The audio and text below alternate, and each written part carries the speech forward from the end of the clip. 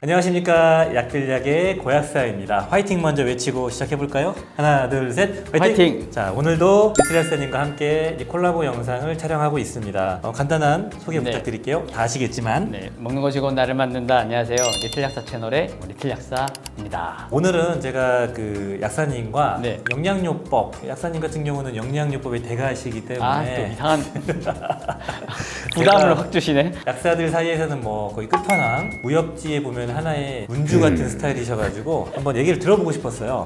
영양제 공부를 왜 시작하셨고 어떤 성과가 있으셨고 현재는 어떤 상태이신지 얘기가 좀 듣고 싶어가지고 제가 한번 요청을 드렸습니다. 네. 일단은 영양요법 이게 뭐죠? 우리가 질병이 있는 사람들이 있고 그렇지 않을 때 그 중간에 미병 구간이라는 게 있잖아요. 네. 그러니까 우리 몸에서는 내 몸이 뭐가 안 좋아. 그러니까 너 좀 주의해라는 신호들을 계속 보내주거든요. 예를 들어 우리가 이제 자궁이 안 좋거나 이러면 호르몬의 불균형이 일어나기 시작하면서 뭐 얼굴에 이제 뽀드락지가 나거나 여드름이 심해지고 이런 이제 증상들을 계속 내보내는데 우리는 이제 병원에 가보면 이거는 질병이 특별히 없고 스트레스 받거나 이러니까 좀 쉬시고 운동하시고 이렇게 하세요라고 할 때가 있어요. 근데 나는 되게 힘들고 피곤하거든. 그럼 이럴 때 뭔가로 좀 체질을 개선해주거나 뭐 어떤 노력들이 필요한데 그때 쓸 수 있는 영역이 이런 이제 비타민, 영양제, 우리가 하는 식물성 추출물 이런 것들로 조금 몸을 회복하는 데 도움을 주는 거 이런 것들이 이제 영양요법이라고 보시면 되겠습니다. 네. 의약품처럼 직접적으로 작용을 해서 치료 영역이 아니라 내 몸이 스스로 회복할 수 있게 도와주는 게 영양요법의 영역인 것 같습니다. 그래서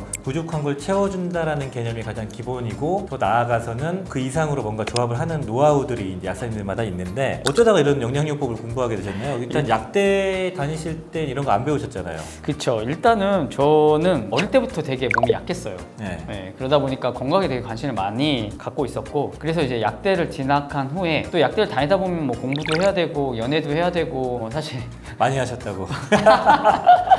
죄송합니다. 예, 사실 저기 우리 고약사님 와이프분이 제 동기예요.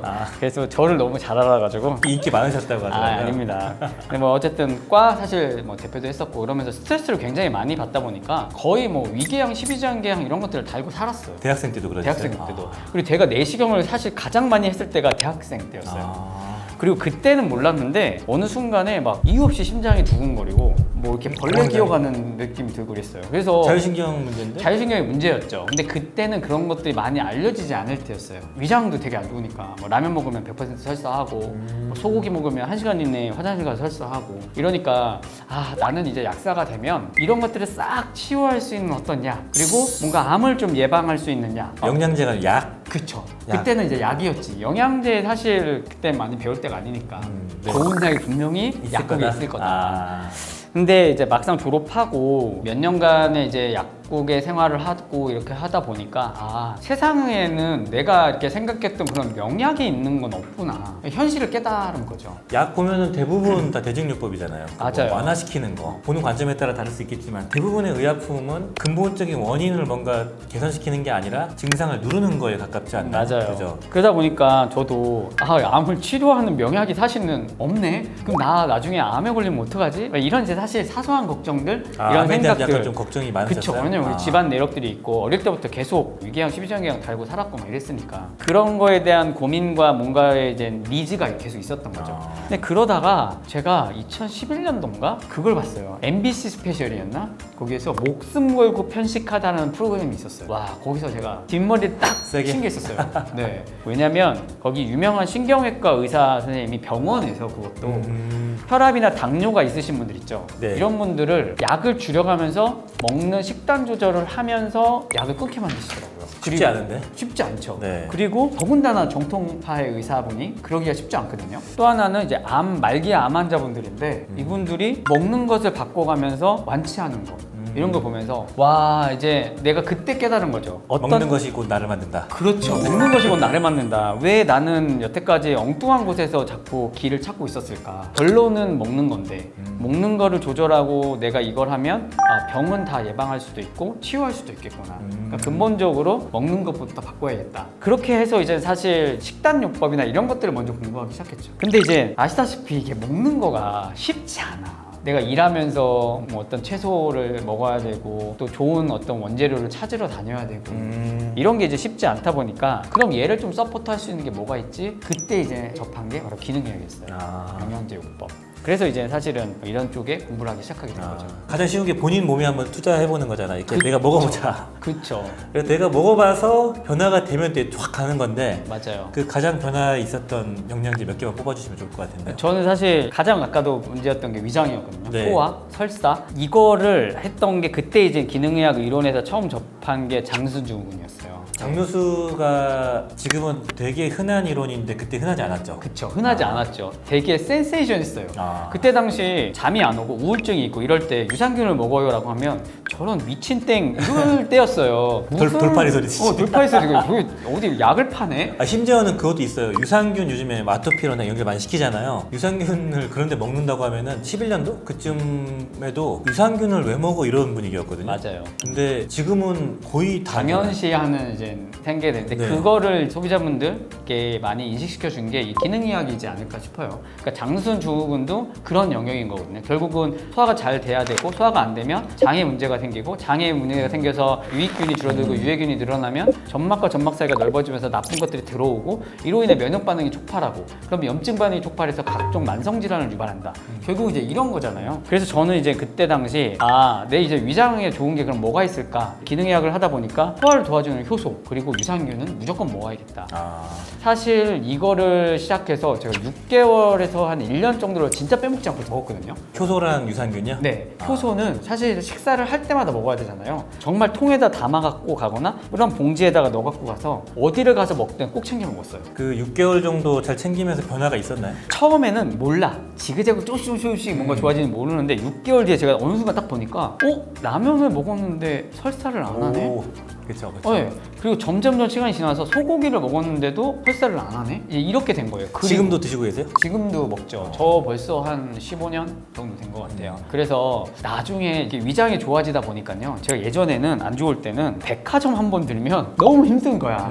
그냥 피곤해 막. 그러면 이제 집에 가서 이렇게 누워있고 막 이랬는데 그런 것도 없어요. 몸이 되게 가벼워지고. 네, 그래서 모든 건강의 시작은 일단 위장이 좋아야 된다. 그러면서 이제 효소와 유산균을 먹으면서 효과를 되게 많이 보고 그러면서 기능의학에 더 빠지게 됐죠. 그러니까 여기서 좀 제가 느꼈던 거는 그러니까 우리 가독자님들 영양제는 좀 충분히 드시면서 천천히 변화가 오기 때문에 너무 조급하게 생각하지 않으셨으면 맞아요. 좋겠고 상담을 하다 보면은 오류에 빠지는 게 내 몸의 상태가 되게 나빴는데 이게 너무 천천히 변하니까 1년 뒤에 좋아졌거든요. 이게 내 상태인 줄 알아요.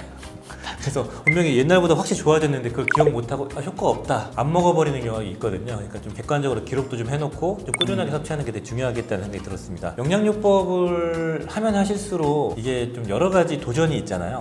이게 뭐 케이스마다 공식처럼 있는 것도 아니고 좀 힘들었던 부분이 있으신가요? 상담하다가 또는 뭐 말씀하신 대로 사람마다 모든 상황이 다 다르거든요. 그래서 기본적으로 해줘야 할 음식의 변화 또 생활의 변화들이 필요한데 누가 이거 먹고 되게 좋아졌어요 라고 해서 먹게 되면 나도 다 무조건 좋아질 거라고 생각하는 경우 또 하나는 어떤 증상이 있을 때 어떤 영양제 이렇게 그냥 이거에 이것처럼 공식으로 대입하는 영양제들을 찾는 분들 이런 분들을 사실은 이해시키는 게 되게 어려웠죠. 결국은 영양요법이라는 건 약이 아니잖아요. 내 몸의 어떤 대사 기능이라든지 불균형된 부분들을 스스로 좀 다 균형을 맞출 수 있게 도와주는 일종의 이제 서포트이기 때문에 전체적인 조합들을 잘 해가는 게 좋고 또 하나는 그 성분을 먹더라도 특별히 어떤 용량을 더 높게 써야 될 때도 있고 줄였어야 될 때도 있잖아요. 그런 것들이 다 필요한데 마치 이제 모든 게 이걸 먹으면 다 해결될 것처럼 생각하고 접근하신 다음에 먹어보고 나 효과 없어요.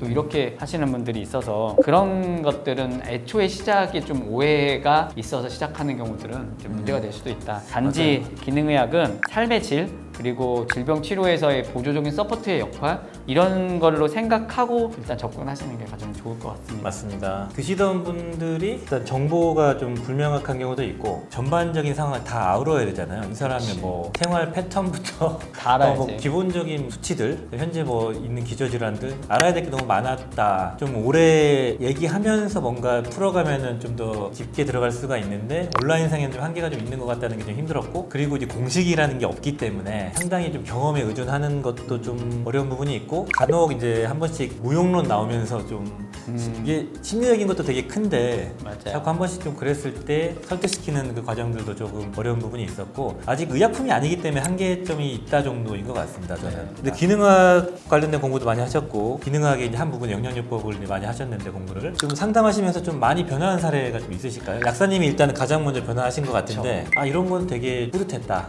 이건 되게 놀라웠다. 그런 사례가 있으십니까? 제가 블로그를 2012년도부터 했으니까 그때 당시부터 이제 후기들이 제 블로그에 사실 굉장히 많이 쌓여 있었어요. 근데 이제 이게 이제 과대 광고로 혹시 오인대 소지 때문에 다 블러 처리를 하고 지금은 이제 비공개 처리를 했지만 알러지 아토피에 유산균과 오메가3, 뭐 소화효소 이런 걸로 위장 컨트롤 해주고 염증성 소인 좀 낮춰주고 이럴 때 굉장히 드라마틱하게 좋아지시는 분들이 많았어요. 그래서 이런 부분들의 생각보다 많다. 하지만 누구에게나 다 일어나는 것은 아니다. 그분들 역시 영양요법대로 했지만 먹는 식습관 또는 이제 생활습관 이런 것들도 같이 굉장히 많은 노력을 했다. 이렇게 기본적인 식습관과 패턴과 먹는 영양요법이 결합됐을 때는 굉장히 좋은 후기들이 많이 나온다. 그러니까 생활을 안 바꾸면 또 다시 돌아오는 거잖아요. 그렇죠. 그런 경우가 너무 많더라고요 정말. 네, 맞아요. 생각보다 영양요법은 저는 그렇게 생각을 하거든요. 요거는 이병 단계에 있는 사람이 정상 단계로 보내주거나 관리를 하는 목적이지만 의사분들에게 용 먹을 수 있지만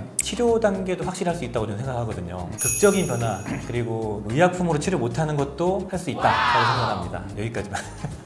예. 감당되시겠어요? 뭐 저는 그렇게 믿고 있습니다. 네.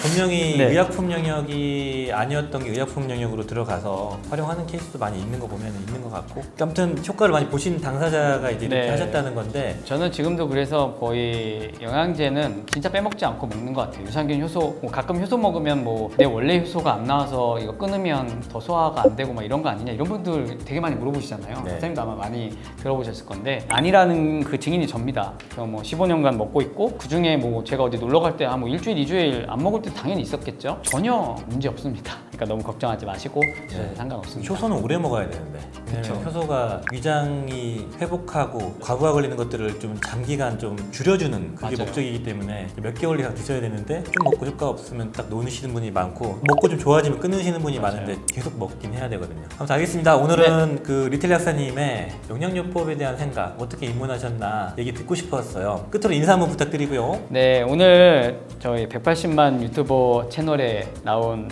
너무 영광스러운 자리였고요. 저희 채널도 많이 사랑해 주시고 제가 야사님 계속 불러서 같이 많은 촬영할 거니까 나오신다고 너무 미워하지 마십시오. 네, 또 뵙겠습니다. 그럴 리가. 오늘 영상이 도움이 되셨다면 좋아요, 구독 부탁드리겠습니다. 빠이요. 감사합니다. 빠이요 안 해 왜? 여기서 하죠. 하나, 둘, 셋. 빠이요. 네.